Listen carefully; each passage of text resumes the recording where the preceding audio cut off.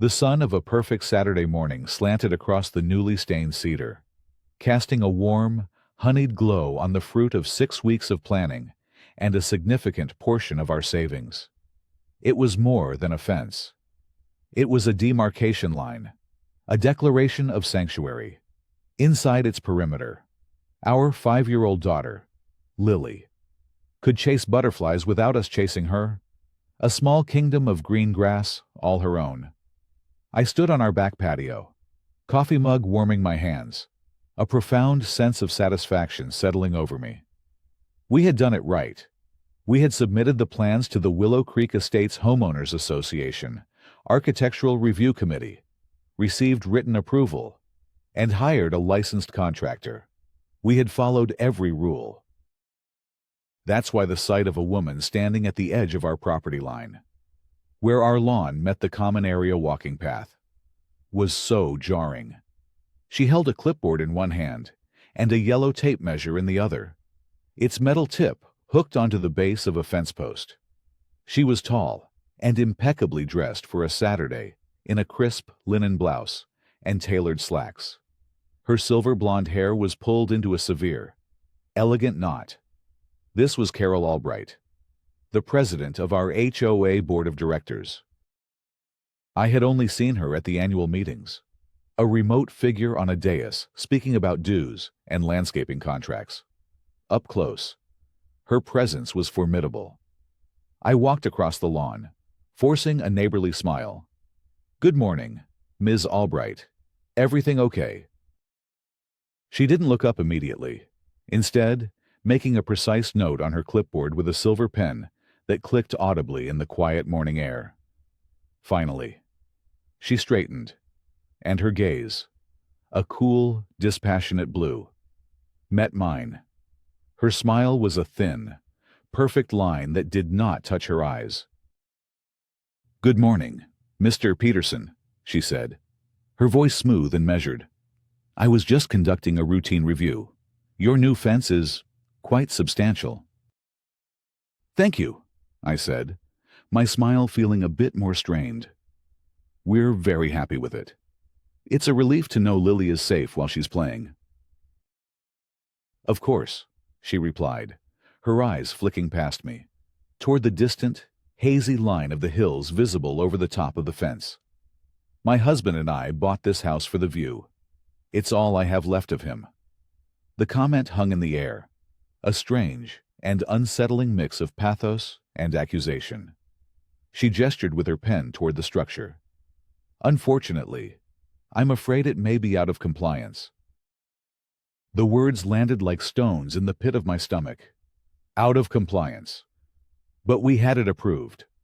I have the signed approval letter from the ARC.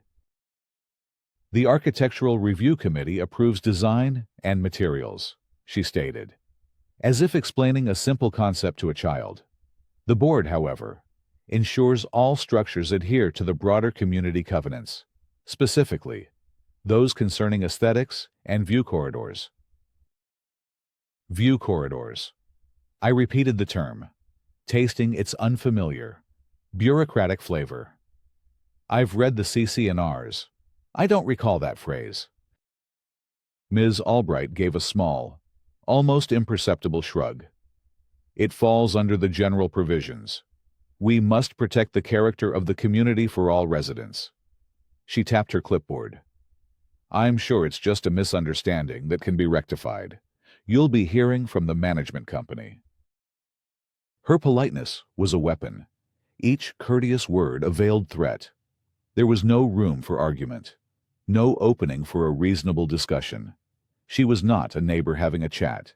She was an official delivering a verdict. My instinct was to argue, to pull out my copy of the approval and defend my position right there on the grass. But something in her unblinking stare told me that would be a mistake. This was a game, and she was setting the board. "All right," I said, my voice composed, betraying none of the cold dread creeping up my spine. "If you have a concern, Ms. Albright, please do send it through the official channel. I'm sure Premier Property Management can forward any documentation to me." Her smile tightened by a fraction. "Of course. Everything will be handled by the book." She retracted the tape measure with a sharp zip, clicked her pen one last time, and turned, walking away along the common path without another word. I watched her go, a perfectly coiffed titan of suburban order, leaving me standing alone in my newly fortified, suddenly vulnerable kingdom. The sun still shone. The birds still chirped. But the warm satisfaction of moments before had evaporated, replaced by a chilling premonition. This was not about a fence, and it was only the beginning. She said what? Sarah's voice was a mixture of incredulity and alarm. She stood in the kitchen, wiping her hands on a dish towel, her focus entirely on me. Lily was in the living room, engrossed in a cartoon, her laughter a stark contrast to the sudden tension in the house. She called it a view corridor, I recounted, the words feeling even more absurd now that I was saying them aloud in the safety of my own home. She said the fence was out of compliance with general provisions. Sarah leaned against the counter, her brow furrowed. "But Michael, we spent $15,000 on that fence. We have the letter. The signed, stamped, official approval from her own committee." "I know," I said, running a hand through my hair. I told her that. She said the ARC is different from the board. It was like talking to a brick wall, but a very polite, well-dressed brick wall. We both fell silent, the weight of the situation settling in. This house, this yard, was the culmination of a decade of careful saving and planning. We weren't wealthy. We were comfortable. I was a project manager for a software company. Sarah was a part-time graphic designer. And our mortgage was our single biggest financial and emotional investment. We chose Willow Creek Estates for its reputation, a quiet, orderly community with good schools and manicured common areas.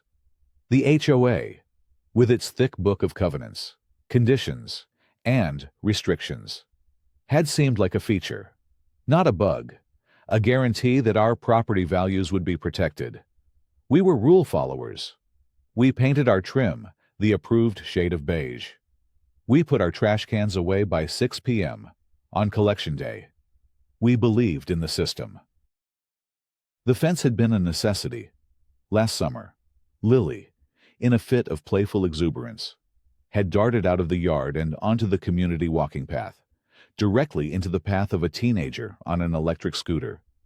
It was a near miss that left Sarah and me shaken for weeks. The open concept design of the neighborhood, once a selling point, now felt like a liability.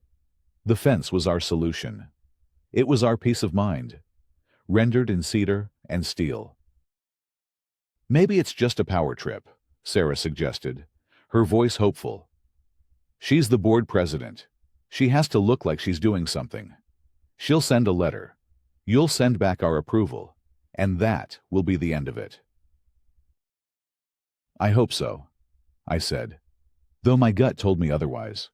Carol Albright hadn't seemed like someone who made idle threats. Her precision, her carefully chosen words, the way she had looked past me at the view, it felt personal, calculated. I just don't understand what her goal is. We're on our own property. The survey proves it. How can she dictate what we do inside our own property lines based on a view from the common area? "She can't," Sarah said firmly, her resolve bolstering my own. "We have the documents. We followed the rules. The rules will protect us." I wanted to believe her. I clung to that idea for the rest of the weekend, pushing the encounter to the back of my mind. We had a barbecue. I pushed Lily on the swing set. The new fence, a reassuring backdrop to our perfect suburban life. I told myself Sarah was right. It was a misunderstanding, a bureaucratic hiccup. The system we had bought into would work. It had to. But every time I looked at the fence, I saw the ghost of Carol Albright standing beside it. clipboard in hand, her thin, unwavering smile a harbinger of the storm to come. The letter arrived the following Friday. It wasn't in the regular mail. The postman had to ring the doorbell, holding a clipboard and a slim, certified mail envelope. The ominous green receipt he asked me to sign felt like a summons. My heart began to pound a slow, heavy rhythm against my ribs. This was not a friendly reminder. I closed the door and stood in the foyer, turning the crisp, white envelope over in my hands. The return address was for Premier Property Management.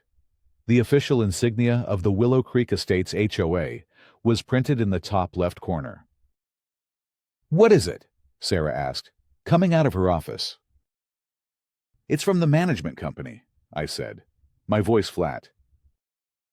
I slit the envelope open with a kitchen knife, my movements precise and deliberate, a futile attempt to control a situation that was rapidly spinning out of my grasp. Inside was a single sheet of heavy bond paper. At the top, in bold, unforgiving letters, it read "Formal Notice of Violation." The text was cold, impersonal, and devastatingly clear. It stated that our property at 128 Blossom Court was in violation of the community's governing documents. Specifically, it cited CC&R 8.4.2, which it quoted in full.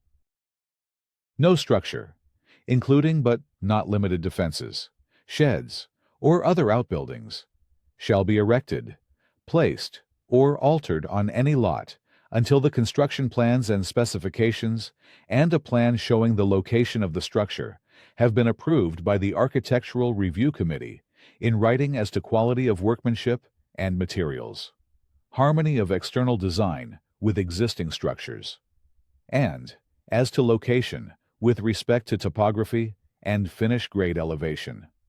Furthermore, all structures must not unduly impact the aesthetic harmony of the community or obstruct views from common areas, as determined in the sole discretion of the Board of Directors.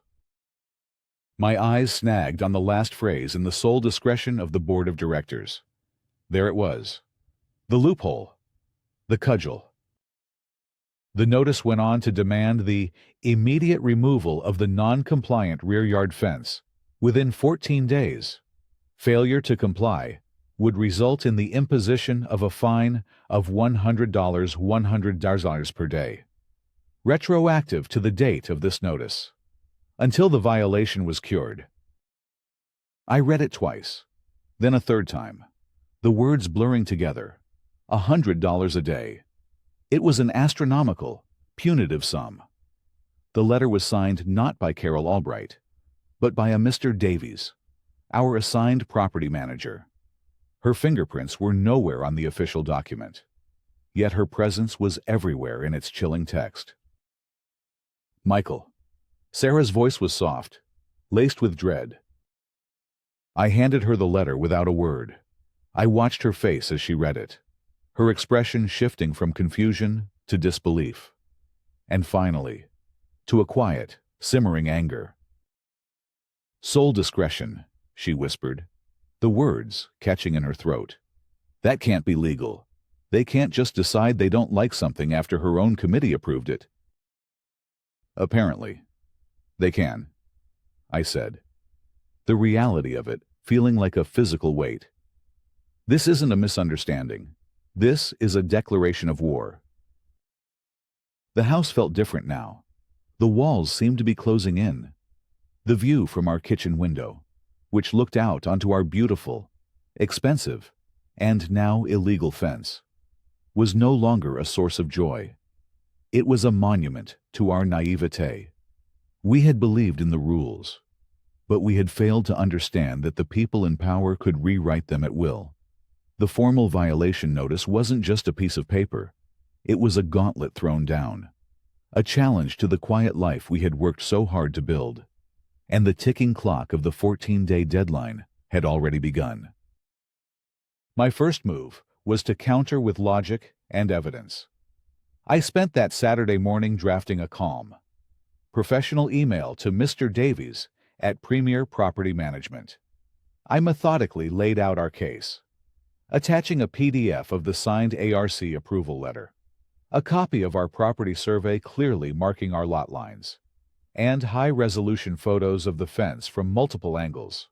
I respectfully pointed out that the fence was entirely on our private property, and that the term view corridor did not appear anywhere in the governing documents we had signed at closing.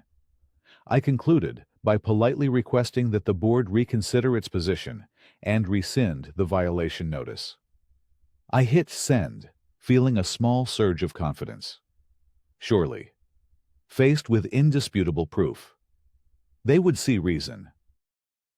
The response, when it came 3 days later, was a masterclass in bureaucratic dismissal. It was a single paragraph. Dear Mr. Peterson, thank you for your correspondence. I have forwarded your email and its attachments to the Board of Directors for their review. Please be advised that the Board has considered the matter, and their decision, as stated in the violation notice, dated October 14th, is final. The violation stands. You have the right to request a hearing before the Board, as outlined in the bylaws. Sincerely, Mark Davies, Community Manager, Premier Property Management. The email was a slap in the face. He hadn't addressed a single one of my points. Their decision is final. The words were a sterile shield, protecting the board from any obligation to justify their actions. Mr. Davies was not an administrator. He was a gatekeeper, a well-paid functionary whose job was to insulate Carol Albright and her board from accountability. The system is rigged, I said to Sarah that evening, pacing the kitchen floor. This isn't about rules. Davies is just her mouthpiece. She tells him what to do, and he sends the letters. There's no oversight. So what do we do? Sarah asked, her voice tight with anxiety. Do we have to take the fence down? We can't afford $100 a day. No, I said, a stubborn resolve hardening within me. We're not giving in. The letter mentions a hearing. We'll request a hearing. I'll present the case to the entire board. Maybe the other 2 members have some common sense. Following the procedure outlined in the bylaws, I sent a formal request for a hearing via certified mail. The waiting was excruciating. Every day that passed was another day the potential fine grew. My sleep became fragmented, my thoughts constantly circling back to CC&R February 8.4.2 and its insidious sole discretion clause. The fence, once a symbol of security, now felt like a target on our backs. 2 weeks after the initial violation, another certified letter arrived. It was the notice of hearing. We were scheduled to appear before the Board of Directors in 2 weeks, on a Tuesday evening at 7:00 p.m. in the small, windowless meeting room at the community clubhouse. The notice felt less like an invitation and more like a summons to an execution. It was becoming clear that we were no longer just homeowners in a dispute. We were dissidents in a tiny, tyrannical state, and Carol Albright was its supreme leader. The system we had trusted was not designed to find truth. It was designed to enforce the will of those in power. And we were about to walk directly into the lion's den. With the hearing date set, my anxiety morphed into a desperate need for ammunition. I realized I couldn't fight this on their terms alone. I had to understand the battlefield. I formally requested copies of the board meeting minutes for the past 2 years, as was my right as a homeowner. When the packet arrived from Premier Property Management, my suspicion deepened. The minutes were heavily redacted. Entire sections, particularly those under the heading Vendor Contracts and Bids, were obscured by thick black bars. It was a blatant act of concealment, a confirmation that there were things the board did not want homeowners to see. What did vendor contracts have to do with my fence? Frustrated, I vented to my next-door neighbor, Dave, while we were both out raking leaves. Dave, a kind man in his late 60s, listened patiently. "You're trying to fight a ghost, Michael," he said, leaning on his rake. "You need to talk to Arthur Henderson over on Willow Lane. He was the county clerk for 30 years before he retired. If there's a rule, a map, or a loophole buried in the county records, Arthur will find it." That afternoon, I found myself on Arthur Henderson's doorstep. He was a small, spry man in his 70s, with sharp, intelligent eyes behind thick spectacles. His living room was a testament to a life spent with documents, lined with filing cabinets and bookshelves overflowing with binders and rolled-up maps. He listened to my story without interruption, peering at the violation notice and my survey map through his glasses. When I finished, he gave a dry chuckle. "Sole discretion of the board," he mused, tapping the paper. "The last refuge of a petty tyrant. This Ms. Albright. She enjoys the power, doesn't she?" "It seems so," I admitted. "Let's start with the basics," he said, his energy shifting from contemplative to clinical. "The foundation of any community is the plat map filed with the county when the land was first subdivided. It's the original sin, so to speak. Every easement, every property line, every restriction that legally exists is on that document. Forget the CC&Rs for a moment. They're just rules. The plat map is the law of the land." He told me exactly which office to visit at the county recorder's building, what document number to ask for, and how much the large format copy would cost. The next day, I returned to his house with a 3-foot-wide roll of paper. We spread the original plat map for Willow Creek Estates, Unit 4 across his dining room table. Arthur's finger, thin and surprisingly steady, traced the lines of our lot. "See here," he said, pointing. "Here's your property line. See this dotted line running parallel to it? That's a PUE, public utility easement, 10 feet wide. The gas company can dig there. The cable company can dig there. But you know what's not here." He looked up at me over the rim of his glasses, a triumphant gleam in his eye. "There is no view corridor. There is no scenic easement.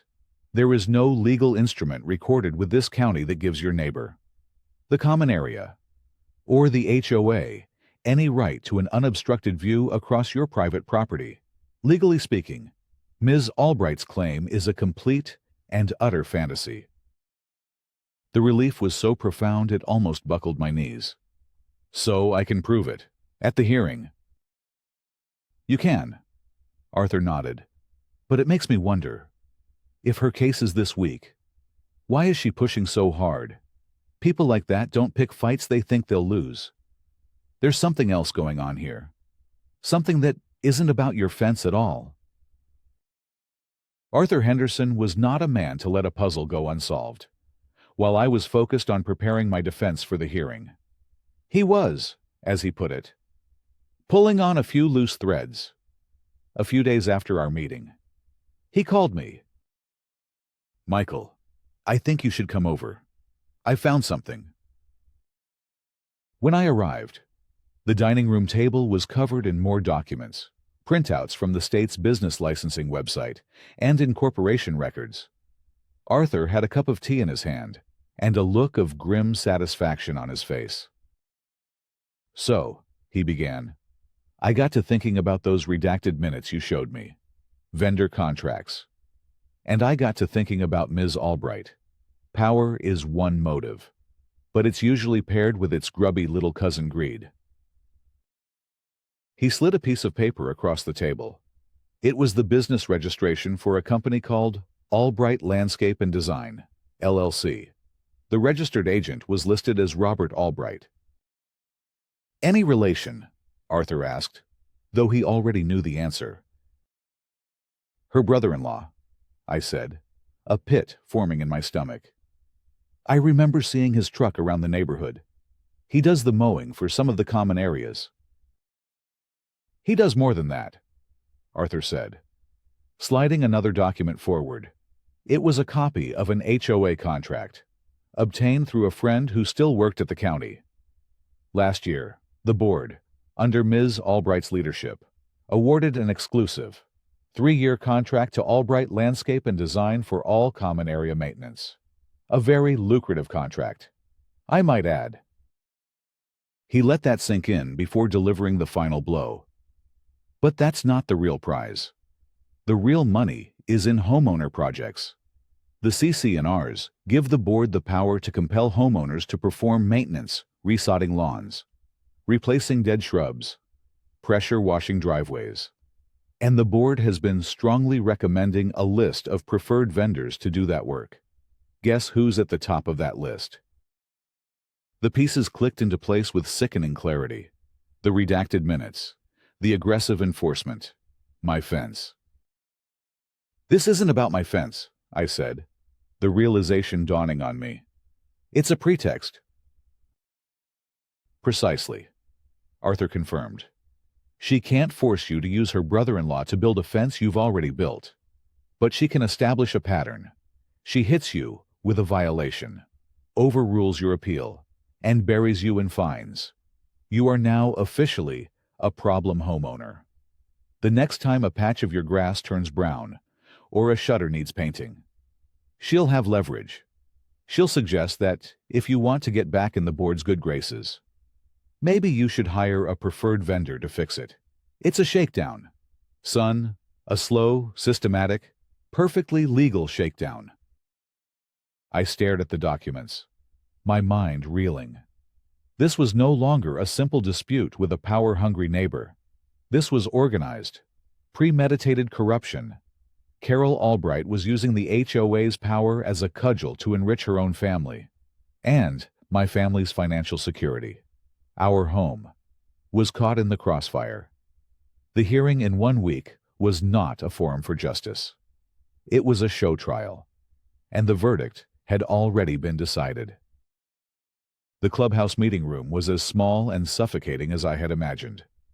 Fluorescent lights hummed overhead, casting a sterile, greenish glow on the cheap laminate table. At the head of the table sat Carol Albright, flanked by 2 other board members, a placid-looking man named Bob and a woman named Sheila, who avoided my gaze. Sarah sat beside me, her hand resting on my arm, a silent source of support. Mr. Davies, the property manager, sat at a small table in the corner, taking notes. I had prepared meticulously. I had a binder with tabbed sections for the ARC approval, the property survey, and the county plat map. I had even enlarged the plat map onto a large poster board, which now leaned against the wall like a silent, crucial witness. The hearing began. Ms. Albright, in a tone of practiced solemnity, invited me to state my case. I stood and spoke calmly and logically, trying to keep the anger out of my voice. I walked the board through the timeline of our project, emphasizing our adherence to the ARC process. I presented the signed approval letter. I then unrolled the survey, showing unequivocally that the fence was on our property. Finally, I turned to the large plat map. As you can see from the official plat map filed with Montgomery County, I said, my voice resonating with a confidence I didn't feel. There are utility easements noted, but there is no mention of a view corridor or any other restriction that would prevent a homeowner from building a fence on their own private property. I laid out the facts, the black and white evidence of our compliance, I thought, naively, that the facts would matter. When I finished, there was a brief silence. Carol Albright looked at my poster board with an expression of mild disinterest, as if it were a child's art project.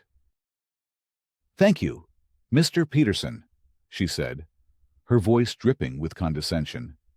"We appreciate your passion on this matter." She turned to her copy of the CC&Rs, her finger tracing a line on the page. "However, The documents you've presented relate to property lines and county zoning. The Homeowners Association is a private entity with its own set of covenants. CC&R Section 8.4.2 grants the board, and the board alone, the authority to determine what impacts the aesthetic harmony of the community. Your survey is irrelevant to that determination. Sheila nodded in agreement. Bob just stared blankly. So the facts don't matter? I asked, my composure finally cracking. The official county records don't matter. What matters? Ms. Albright replied, her voice turning to ice. Is the board's responsibility to uphold the standards of this community for all 250 homeowners, not just the desires of one. The board must adhere to the governing documents. She looked at her fellow members. Is there a motion? I move to uphold the violation and impose the fines as detailed in the notice. Sheila said immediately. Second, Bob mumbled. All in favor? 3 hands went up. It was over in less than 30 seconds. The motion carries, Ms. Albright announced, a flicker of triumph in her eyes. Mr. Peterson, you will receive a formal letter outlining the updated total of your outstanding fines. You have 30 days to pay, after which the association's legal counsel will be instructed to file a lien against your property. This hearing is adjourned. We sat there, stunned into silence. As they gathered their papers and left the room, humiliation washed over me, hot and sickening. I had presented an airtight case built on facts and documents, and they had dismissed it with a wave of a hand, hiding behind a single, maliciously interpreted clause. We weren't just overruled, we were rendered invisible. A week later, the final, brutal piece of paper arrived. A letter from the HOA's attorney. It was a formal intent to lien notice. The fines now totaled over $3,000, and were climbing. If we didn't pay, they would place a legal claim on our home, destroying our credit and potentially forcing a foreclosure sale to satisfy the debt. The threat was no longer abstract. It was real. It was on our doorstep. They were going to take our home. That night, I didn't sleep. The fear and helplessness had burned away, leaving behind a cold, hard resolve. They had pushed me too far. They thought they had won, but they had made a critical mistake. They had left me with nothing left to lose. The Willow Creek Estates annual homeowners meeting was held in the local middle school auditorium, a cavernous space that smelled faintly of floor wax and adolescent angst. Nearly 100 homeowners sat in the molded plastic seats, fanning themselves with their agendas. On the stage, Carol Albright sat at the center of a long table, flanked by the rest of the board and Mr. Davies from the management company. Behind them, a large digital clock was projected onto a screen, a stark reminder that the homeowner forum portion of the meeting allotted each speaker a non-negotiable 5 minutes. My name was third on the list. My notes felt slick in my hands. I focused on keeping my breathing even. Sarah squeezed my hand, her expression a mixture of terror and fierce pride. Next to her sat Arthur Henderson, who gave me a sharp, encouraging nod. The night before, another crucial piece of the puzzle had fallen into place. A former board member, an elderly woman named Mrs. Gable, had contacted me. She had resigned in protest of Carol's tactics a year ago and had kept records. She had given me the unredacted meeting minutes and a chain of emails that laid the entire scheme bare. She also told me about the Sotos, an elderly, non-English-speaking couple Carol had been harassing over the color of their front door. The most damning email named them specifically. Mrs. Gable had made me promise to be careful, to think about the consequences for everyone. My decision on what to present felt heavy. Next speaker, Michael Peterson, 128 Blossom Court. Ms. Albright announced, her voice professionally neutral. I walked to the podium at the front of the stage. A low murmur went through the crowd. The story of the fence guy had made the rounds. I placed my laptop on the lectern and connected it to the projector. The clock started its countdown, 5:00. "Good evening, everyone," I began, my voice steadier than I expected. "My name is Michael Peterson. Many of you may know me as the guy with the fence. And you're right. This started with my fence, but it's not about my fence anymore." I clicked to my first slide. It was a photo of our beautiful cedar fence, with Lily playing in the yard. 4:45. My family built this fence for our daughter's safety, with full written approval from the Architectural Review Committee. But a week after it was finished, I was issued a violation notice from the board, threatening 100-a-day fines. I advanced to the next slide, a side-by-side display of our property survey and the county plat map, with our lot lines highlighted in yellow. 4:15. The board's reason was that my fence violated a view corridor. I'm a project manager. I believe in documents. So I pulled the master plat map for our community from the county recorder's office. As you can see, there is no such thing as a view corridor easement recorded on my property, or any property in this section. It does not legally exist. A few people in the audience exchanged confused glances. Ms. Albright sat rigid, her polite mask firmly in place. Next slide, a close-up of CC&R Figure 8.4.2 with the sole discretion of the board clause highlighted. 3:30. The board has based its entire case on this one clause, which gives them sole discretion over aesthetic harmony. It's a vague clause, open to interpretation, so I wondered how the board had interpreted it in the past. I clicked again. The new slide showed the official, signed minutes from a board meeting 2 years ago.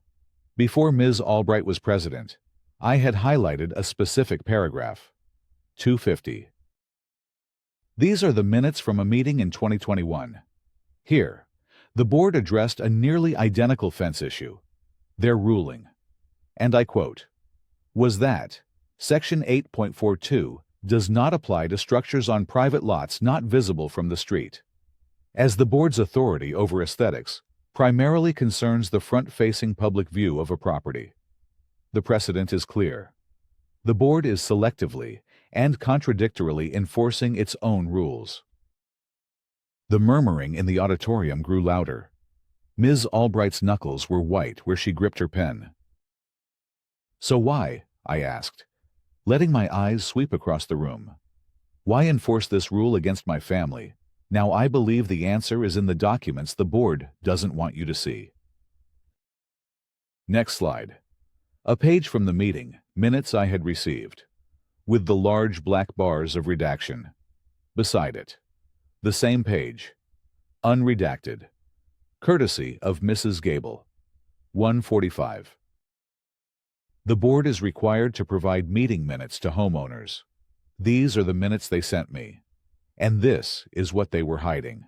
They weren't discussing aesthetics. They were discussing exclusive contracts for preferred vendors. My final slide filled the screen. It was the state business registration for Albright Landscape and Design, LLC, showing Robert Albright as the owner, 1 Silao. One of those preferred vendors, which has received a lucrative, exclusive contract for common area work, is owned by the board president's own brother-in-law. Gasps rippled through the audience. I had made my choice. I didn't show the email naming the Soto family. Their story deserved to be handled with care, not used as a weapon in a public forum. My case was strong enough without it. This was never about a view or aesthetic harmony, I said, my voice rising with conviction as the clock ticked below 30 seconds. This was an attempt to establish a pattern of non-compliance against a homeowner. It was a pretext to gain leverage, to create a problem that a preferred vendor could later be hired to solve. This is not governance. It is a conflict of interest, an abuse of power, and it is corrupt. 005. My family is now facing a lien on our home. How many other families have been targeted? My time is up. The clock hit 0:00. I stepped back from the podium. For a moment, there was absolute, stunned silence. The silence in the auditorium was a tangible thing, heavy and electric. Every eye was on the board table, where Carol Albright sat, her face a pale, frozen mask. The polite facade had shattered, leaving behind a brittle, exposed fury. Then, a man stood up in the back of the room. "He's right," he called out, his voice shaking with anger. "They did the same thing to us. We got a violation notice that our lawn had brown spots. Ms. Albright herself suggested we hire Albright Landscaping to resod the whole thing for $3,000 or face fines. We paid it because we were scared." A woman near the front jumped to her feet. "They fined us for a crack in our driveway. Davies sent us the preferred vendor list." The room erupted. A wave of voices rose, a chorus of shared grievances and long-suppressed frustrations. People were standing, turning to their neighbors, the private anxieties of dozens of households suddenly becoming a public indictment. The meeting had devolved into chaos. On the stage, Mr. Davies, the property manager, was visibly panicked. He leaned over and whispered frantically to Ms. Albright, whose composure was rapidly crumbling. He then stood up and tapped the microphone, the feedback screeching through the auditorium.